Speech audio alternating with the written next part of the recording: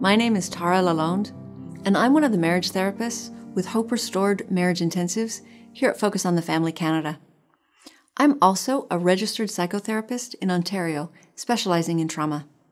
It is my great privilege to be invited to share with you about trauma. Most people do not realize how pervasive and long-lasting trauma can be.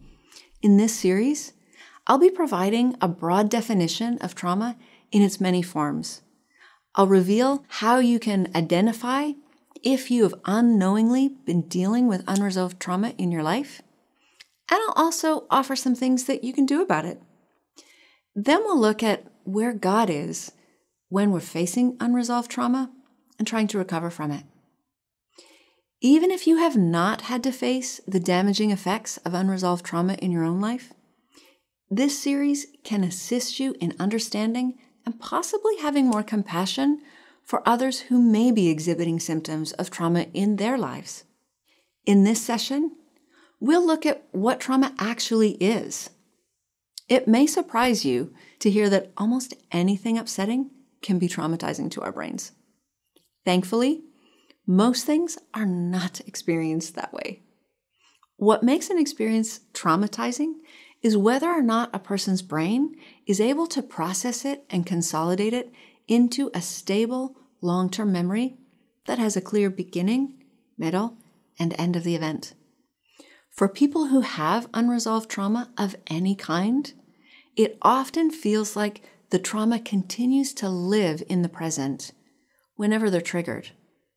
What makes this more complicated is that often unconsolidated memories are not experienced as memories or even stories of the event.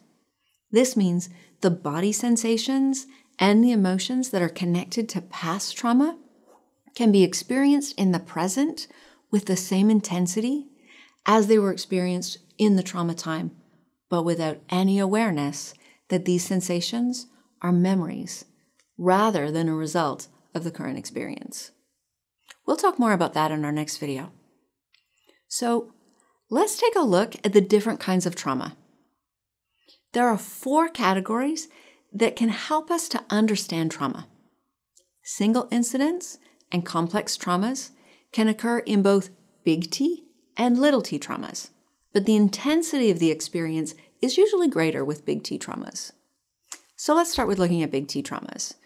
Big T trauma is what most people think of when they think of trauma. This occurs when someone has gone through something obviously violating or traumatizing. Examples of this are going through a war, losing a home to a natural disaster or a fire, the sudden loss of a loved one, maybe a car accident, a robbery, or a rape. Divorce and abusive relationships can also be considered big T traumas, though not everyone experiences them as traumatic. Single incident traumas are traumatic events that happen in a short period of time, like a car accident, or a natural disaster, or an assault.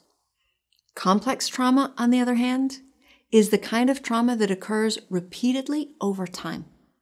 It becomes complex because there's no clear beginning, middle, and end that are contained in an identifiable period of time. Examples might be repeated child abuse of all kinds, physical, sexual, verbal, emotional, even neglect are all examples of complex trauma. These are particularly damaging because the human brain is not fully developed until around age 25. So the trauma is being wired into those developing procedural maps. Other complex traumas could be spousal abuse, being oppressed by a dominant cultural or racial group, or a prolonged disrespecting and demeaning employer. Unlike big T traumas, little t traumas can be anything that happens in life that is emotionally impactful and that the person was not able to process through to resolution. When this happens, the details of the event, in a sense, get stuck and are not integrated into a cohesive story with a beginning, middle, and an end. Examples of single incident little t traumas could be missing a bus on the way to school, being passed over for a part in a play, maybe breaking a bone, or falling down a flight of stairs. Complex little t traumas might include regularly being picked last in gym class, difficulties with learning, conflict with a childhood friend, or non-aggressive sibling rivalry. Though, based on the intensity, this could still fall under big T trauma as well. Remember, with little t traumas of all kinds, for most people, these things are not experienced as traumatic. But for whatever reason, they did not get adequately processed and ended up getting stuck and writing negative mistaken beliefs into our procedural maps of how we see ourselves, others, and the world. A key part of knowing what makes any kind of trauma feel resolved is this sense of, it's over. So, when that's not there, the trauma, whether it's big T or little t, remains alive and impactful in our lives.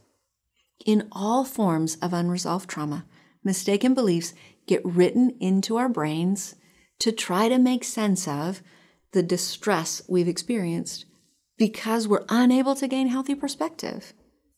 Then our brains create automatic procedural maps to efficiently and effectively direct us on how to behave whenever we feel this way again. Because we were unable to gain healthy perspective, these maps usually lead to repeated unhelpful reactions and behaviors after the trauma has passed. For the rest of this series, my main focus is going to be on unresolved complex childhood trauma, because that's the one that's the hardest to recognize and identify. Come on, most people know when we've been through a traumatic experience in adulthood. But childhood traumas and the results are usually dismissed or go undetected. Sadly, when they remain unresolved, they create filters with which we experience all of life, even though we have no awareness that we're looking through the filter at all. They keep us perpetually unsafe and are often the cause of problems in adult functioning and relationships going forward. In our next video, we'll explore the impact of unresolved trauma on our functioning and relationships. We'll see you in the next one.